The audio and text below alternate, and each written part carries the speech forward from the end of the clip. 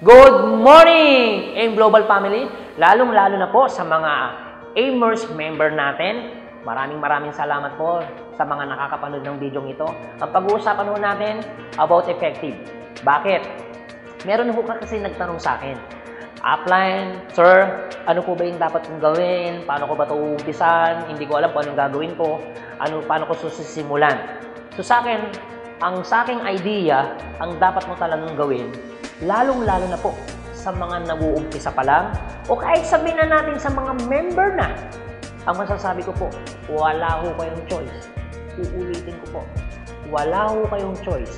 Kailangan nyo pong maging effective sa negosyong ito. Alam niyo kung bakit? Simple. Kahit sabihin ho natin na ikaw na ang pinakamagandang kumpanya, kahit sabihin na natin ikaw na ang pinakamagandang product, kahit sabihin na natin ikaw na ang pinakamagandang marketing plan. Pero kung hindi ka effective, hindi mo magagawa ng tama ang negosyo mo. Alam mo kung bakit? Simple.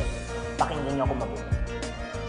Kahit sabihin natin ikaw ang pinakamagandang product, kung hindi ka effective, ang product, mabebenta mo hindi. Siyempre hindi, dahil hindi ka effective. Kung babalik na rin naman natin, kung ikaw naman ay effective, kahit nasa iyo na ang pinakapangit na produkto, hindi magandang kumpanya. Dahil effective ka, ang product, mabebenta mo hindi. Siyempre, mabebenta mo. What if maganda na marketing plan mo? What if maganda na ang product mo?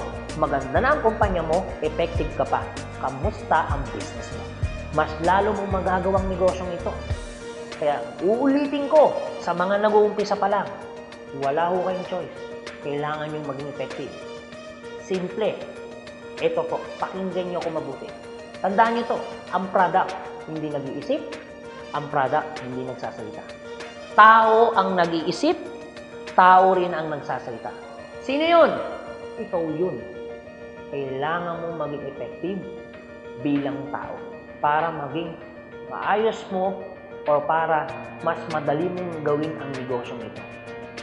So, para maging effective ka, simple. Ang gagawin mo, wala kang choice, kailangan mong aralin ng negosyong ito. Hanapin mo yung mga taong laging nagtuturo sa'yo. Kailangan mong magpa-guide, kailangan mong magpaturo, kailangan umatin ng training. So, anong sasabihin sa'yo na mag-mentor sa'yo, gawin mo para lang matuto ka. Ano naman yung aralin mo to? Ano naman yung mag-effort ka para matuto ka? Kung ang kapalit naman ay pag-abot ng pangarap mo, kung ang kapalit naman para sa pamilya mo. Guys, minsan mo lang ito gagawin. Aralin mo na ng todo. Huwag ka na magpatumpik-tumpik. Dahil kung ito ang magpapabago ng buhay mo, sisiguraduhin ko sa iyo.